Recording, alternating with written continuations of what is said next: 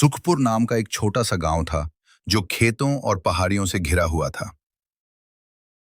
उसी गांव में रामलाल नाम का एक गरीब लेकिन मेहनती किसान रहता था। रामलाल के पास केवल 2 बीघा जमीन और एक कच्चा घर था। उसके परिवार में उसकी पत्नी सीता, बेटा मोहन और बेटी गुड़िया थे। रामलाल रोज सूरज निकलने से पहले उठ जाया करता था। वो सबसे पहले अपने बैलों को चारा देता और खेत की ओर निकल पड़ता। खेत में काम करते समय उसे मिट्टी की खुशबू बहुत अच्छी लगती थी।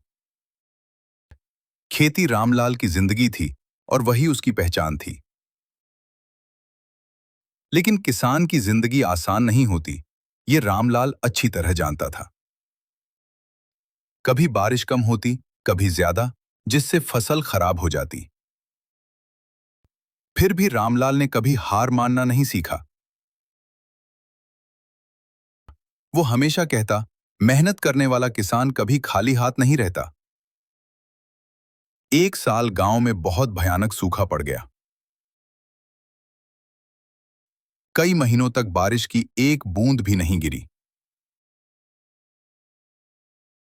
तालाब और कुएं सूख गए, खेतों में दरारें पड़ गईं। गांव के कई किसान परेशान होकर खेती छोड़ने लगे। कुछ लोग शहर मजदूरी करने चले गए। सीता को घर के खर्च और बच्चों की पढ़ाई की चिंता सताने लगी। सीता ने रामलाल से कहा, अब आगे क्या होगा? रामलाल ने शांत स्वर में कहा, भगवान और मेहनत पर भरोसा रखो। रामलाल ने सूखे से लड़ने का फैसला किया। उसने गांव के बुजुर्गों से सलाह ली। उसने कम पानी वाली फसल बोने का निर्णय किया। रामलाल ने बाजरा और मूंग की खेती शुरू की।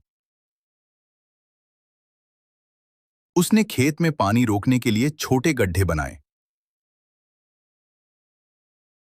दिन रात वो धूप में मेहनत करता रहा। उसका शरीर थक जाता, पर हौसला मजबूत रहता। बच्चे स्कूल से आकर पिता की मदद करते।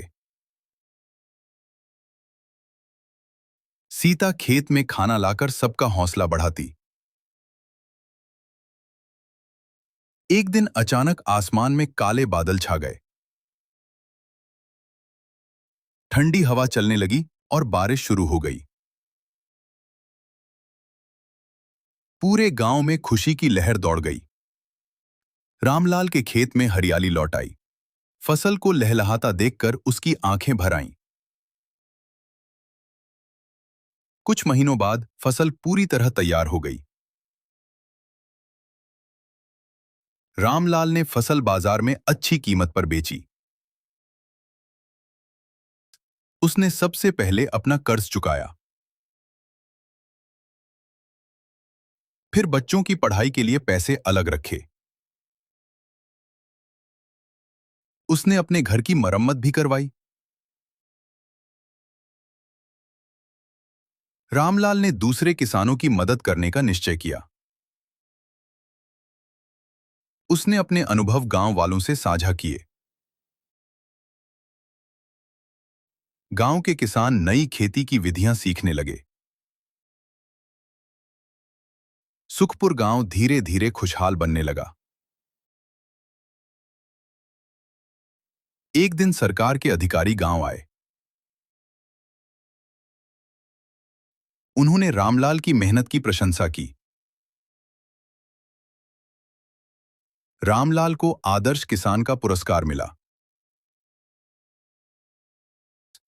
मंच पर खड़े होकर रामलाल को गर्व महसूस हुआ। उसके बच्चों ने अपने पिता को गर्व से देखा। रामलाल ने साबित किया कि मेहनत कभी बेकार नहीं जाती।